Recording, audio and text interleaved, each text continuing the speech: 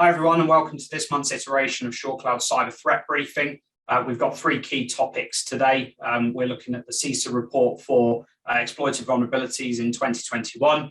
We're also going to be looking at attacks on the education sector, and we're going to be looking at the potential for senior leadership still relying on basic security controls and basic passwords and how they may be affected. As usual, I'm joined by Hugh Raynor. Hugh, let me have your thoughts on the first topic. What do you think about CISA's report, and what's your view on the most exploited vulnerabilities for 2021? So we see Log4j at the top of that list, which I don't think is a surprise to anyone, right? It was a huge thing, impacting swathes of the internet. And it was, every cybersecurity team in the land was working to remediate on that. So no surprise to see that at the top.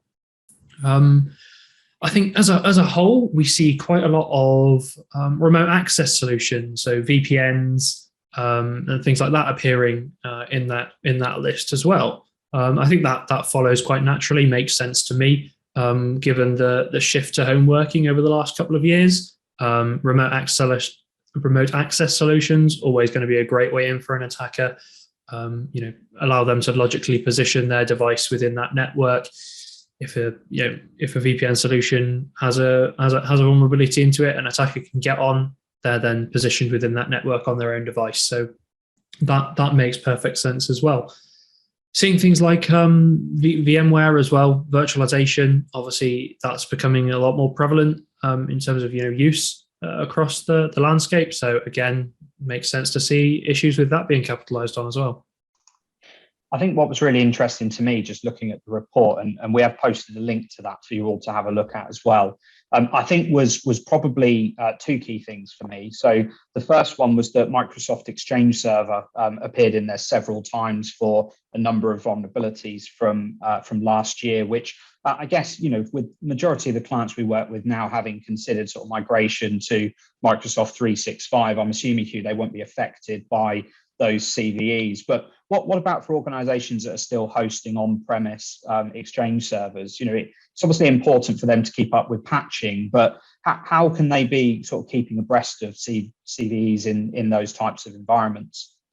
Yeah, so organizations like Microsoft are really good for getting patches out quickly, documenting what's been fixed, and trying to let you know that needs to be installed.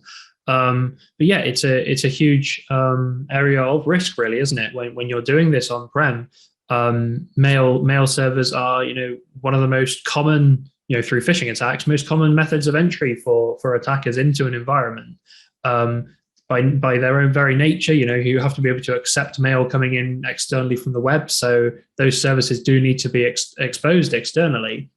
And when you have, remote code execution vulnerabilities in these, I remember as well, some of them were, with associated privilege escalation. So that is, golden ticket to an attacker. So again, keeping on top of that patching, whether that's be it through, special awareness sessions for maintenance teams so that they're aware of the importance of this, or just refining your policy documentation so that it's clear to everyone what's expected. Really key and important things to be doing. Yeah, absolutely. I think the other thing I noticed towards the bottom of those top 15, Hugh, which I guess surprised me a little bit, was that some of those CVEs are kind of more than a couple of years old. For those still to be exploited during 2021, particularly if they were, discovered sort of 2018, 2019, that's quite a long period for people still to be remediating sort of weaknesses within their infrastructure. What does that tell you? What are your thoughts on that? Unfortunately, that's not really too surprising for me. We're still seeing vulnerabilities quite regularly among especially large organizations with legacy technical debt, basically, where these things they don't get picked up. If you're not doing vulnerability scans, the network devices, I think the one you're referring to is a vulnerability in a Fortinet device. Organizations often will have these things running in cupboards, data centers. They're not even necessarily aware of them. They're not being used anymore. but they are still adding to that attack surface. And I think that's a common reason why we're still seeing these things. We go in for an assessment, do a network discovery exercise, and when we sit down with the client, quite commonly we're saying, okay, we've got these extra 15, 16 devices here that you've not given us on your asset list. What are these? And inevitably it's a shrug of the shoulders that you're met with. Yeah, I think that's really interesting. And as you look further down, some of the areas that were not part of the top 15, but were sort of additionally routinely exploited during 2021. Again, there's a real balance there in kind of the age of the CVE, but also in the focus. Again, it broadens a little bit from remote code execution into some other attack techniques as well, which I guess is unsurprising to most degrees. But there was some there again that I felt have been sort of part of high profile attacks and potentially would have been mitigated. So for it to make a report of this nature, I'd expect those probably to to have been thought about by organizations. But I guess the key message here as the report moves on to talk a bit about mitigations is kind of having a robust vulnerability and configuration management program to ensure that those are kept secure. But what are some of the other things that organizations should be doing to obviously identify whether they're exposed to these things and ultimately whether they need to do anything? Yeah, so I think it is, as we mentioned before, asset management is really important as well. Don't just go back and look for vulnerabilities on the machines that are there and are well documented, because if they're in your asset management systems and your process flows, then you've probably got that quite well captured. It's what you can't see. So asset discovery, making sure that things aren't on your network that you're not aware of. And then once you've got that, I think really important to consider what an attacker is going to be looking for as well. So, activities like threat modeling, where you can really look at, okay, an attacker is going to see this, they're going to try and attack this. From there, they're going to land here in the network. And okay, here's where our crown jewels are. So they're going to try and move laterally across the network. Building up on that and deploying controls defensively along that attack path, so that you've got that layered defense in depth model, is really the best thing you can do to make sure you're secure there. Yeah, and I think traditionally we'd see most of those things, people are not going to be looking at that and being surprised. I think vulnerability management is naturally quite a difficult thing to achieve without just relying on technology to go and tell you what the vulnerabilities are. Sometimes it's actually thinking about the context behind those and how attackers could potentially exploit those. So it moves on. I guess the report talks a bit more then about identity and access management, and sort of moves into a topic that we've been talking about more recently around security architecture. And as you just said, this kind of layered defense model. So I think the kind of takeaway from this really is about knowing what your kind of attack surface looks like, understanding what's critical in that process and how you're protecting it, but also doing your basic cyber hygiene and making sure that you are regularly reviewing vulnerabilities, making sure that you're patching and keeping a good control really over your technical estate. So I guess moving on from that, and again, a related subject really, the next topic we had to talk about was around health and education sectors, Hugh, and sort of their susceptibility to cyber attacks. And the ICO has released some sort of statements recently in various reports about the kind of susceptibility of particularly education, which was the area that we're going to look at. I mean, how does that differ to what we may be sort of talking about in general kind of private public sector organizations? Yeah, so I think there are some differences, right? So universities are typically huge organizations, a lot of users, tend to do more things in-house, have things hosted centrally. Obviously, they're all on the Janet network, so that's managed for them. But like mail servers, like we mentioned before, most universities seem to be doing that in-house, and I think one of the reports that came out recently, Exchange server vulnerabilities, was the way in there. And obviously, we've got a lot of sensitive information going through university mail servers, research projects. I mean, that's a huge target for attackers. I think not long ago there was an Iranian group that were targeting research projects and things like that. That's incredibly valuable intellectual property, especially in medical fields and things like that. Obviously, with recent vaccine developments, there's huge value in the assets that universities hold, and that's aside from the incredibly powerful computers they've got as well. So we're also seeing universities being used for things like Bitcoin mining. The supercomputers available there far surpass the computing power that you traditionally expect a private sector organization to hold. Yeah, really interesting. The report we're looking at is specifically around cyber impacts and kind of their impact on higher education. So from my perspective, I think ransomware seems quite prevalent across that as well. But I know there was some interesting statistics here around sort of some of the attack vectors. Is it worth expanding on a few of those, particularly some that I found surprising? Yeah, I don't know about you, but for me, when I read that UCL, University College London, reported that they blocked 60 million malicious emails, phishing attempts coming in the first 3 months of this year alone. That's an astronomical number of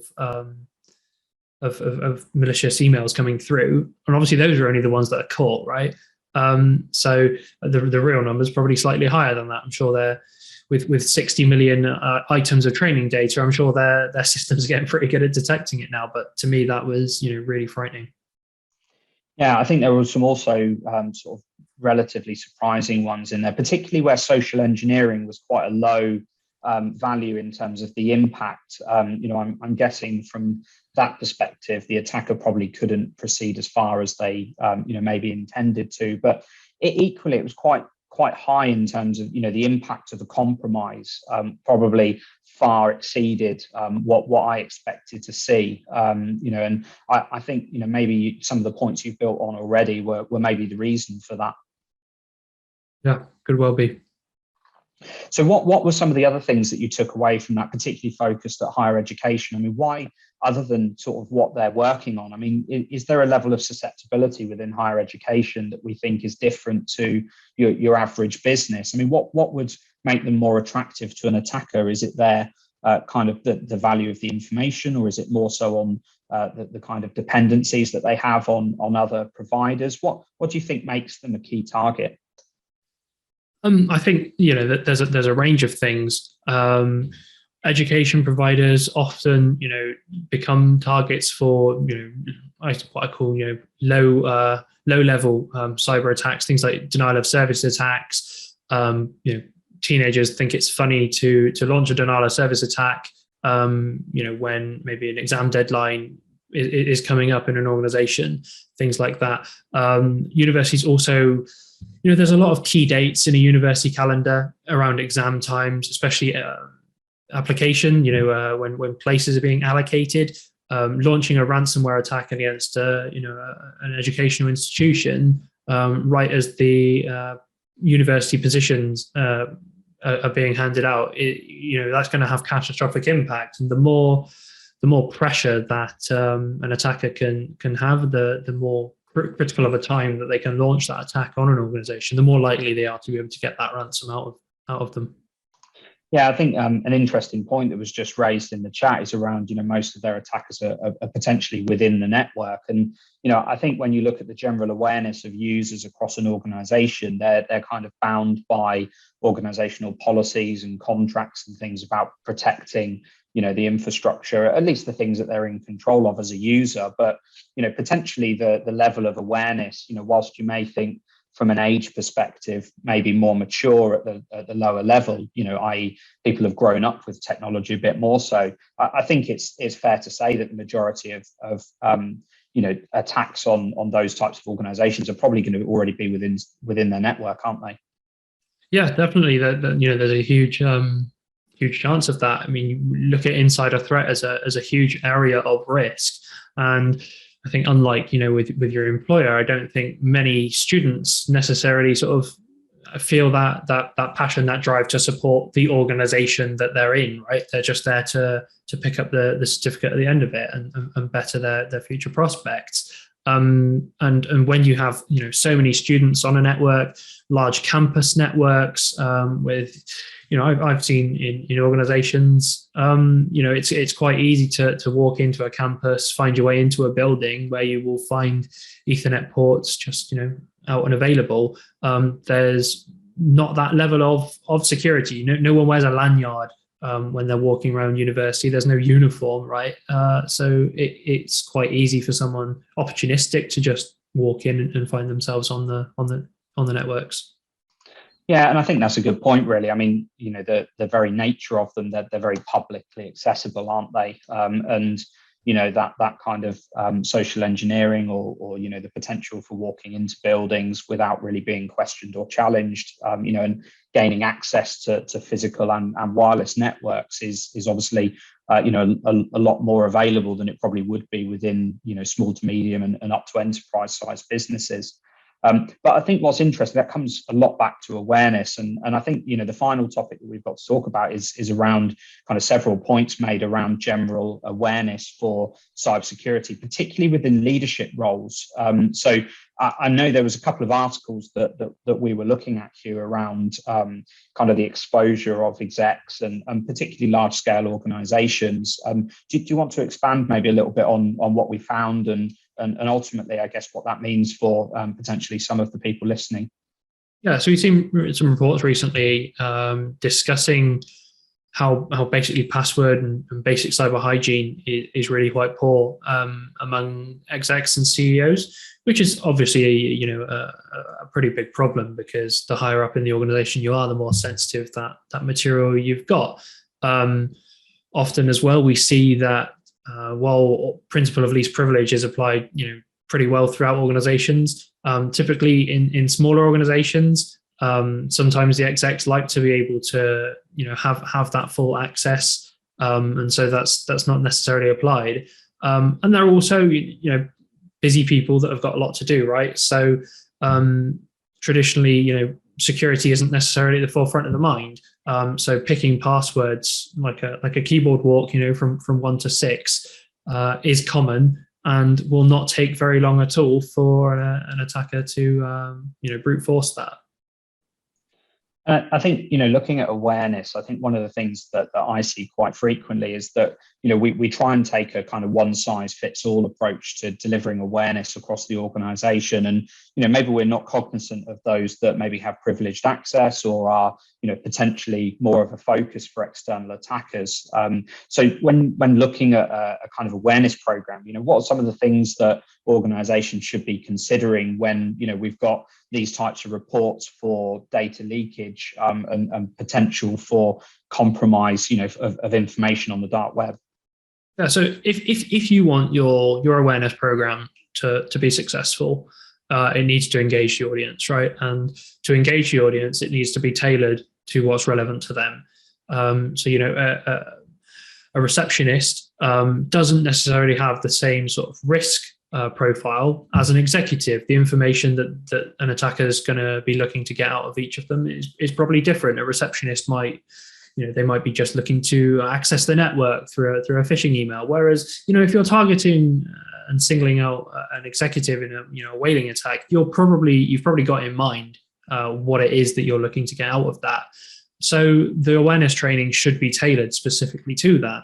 And equally, if you having the execs as a high risk group, right? We wouldn't just say, okay, let's have a training for the high risk group and the low risk group, because a system administrator with permissions across the network, they're definitely a high risk group. But if you start giving the same awareness training to your executives as you do for a sysadmin, that's just not going to fly, because you're going to be teaching them to suck eggs in some regards, and other elements aren't going to be covered for the execs that would be really relevant to the sysadmins. You've got a different attack path for the attackers when they attempt that compromise.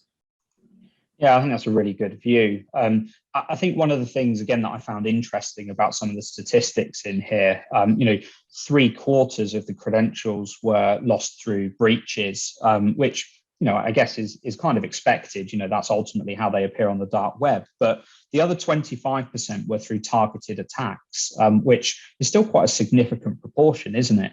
And again, when you look at the focus of that article, they're looking very much at the FTSE 100 as listed on the London Stock Exchange. So, there is potentially, the misconception that larger organizations have a more mature security model than smaller organizations, for example. I wonder what your view is, Hugh, having, you test these types of organizations a lot, and, we're not here to question the security of different organizations, but I mean, the general feeling here is that, even though the higher profile ones may sort of be perceived to have better security models, actually probably smaller organizations have got a bit more agility to be able to secure and, keep control of their attack surface. What are your thoughts?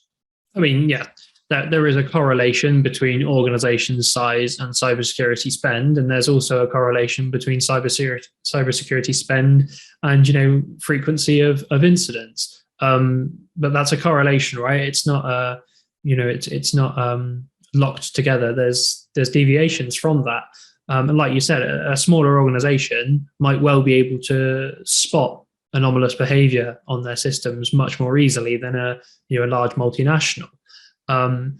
Like you said, about 75% of that of those credential compromises coming from data breaches and dumps.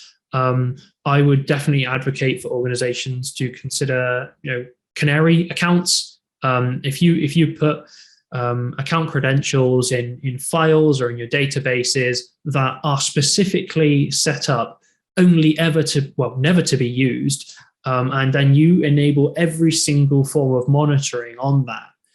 As soon as you then see any account activity, any attempted logins or anything like that against that credential pair, that just tells you then that, okay, wherever this canary token was stored, that has been compromised. And I think that's a really nice, in relatively easy way of getting visibility into whether accounts have been put into a dump, because if it's an account that's already in use, commonly you might not necessarily spot that that's been logged into once. Not many systems are designed to flag if one account is logged into one time. That's really where the beauty of these canaries shines through. Yeah, it's a good point. I think also thinking about what we were talking about last time in the DCMS cybersecurity breaches survey, there was a point that we raised there around the involvement of executives, particularly within cybersecurity and decision making. That report seemed to indicate that there was a disconnect between sort of security operations and senior leadership. Do you think this is another example that enhances that and really sort of gives organizations a thought about trying to join those up, so that that gap becomes a lot smaller? Yeah, I think definitely. The more we see things like this, I can't help but feel it's got to have an impact, right? People are going to take notice of this. And when we look at the percentages of organizations, I think it was 81% of FTSE 100 organizations had credentials posted online. Something has to be done. Yeah, and equally, the other side of that statistic was quite interesting as well, wasn't it? Because 42% of that 81% actually have more than 500 logins exposed. So the problem is not potentially limited to one credential per organization. Thinking of batches of 500, even if the accuracy of that data was sort of in the low sort of 5 to 10% range, that's still quite a lot of access that an attacker could use in cycling through in order to gain access to an environment, isn't it? Yeah, it is huge, and it really made me think, because if as I've said, 81% of organizations have some number of credentials publicly available in the FTSE 100, and 42% have more than 500 credential pairs exposed.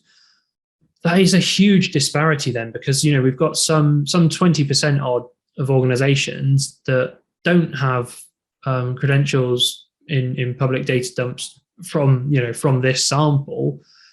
and that in comparison to almost half that had more than 500 in these dumps. That is a huge disconnect and a huge level of disparity. So what is it that these 20% of organizations in the FTSE 100 are doing that the other 80% aren't, given people are probably going to be following the same sort of governance and compliance requirements, especially given the industries that have been surveyed?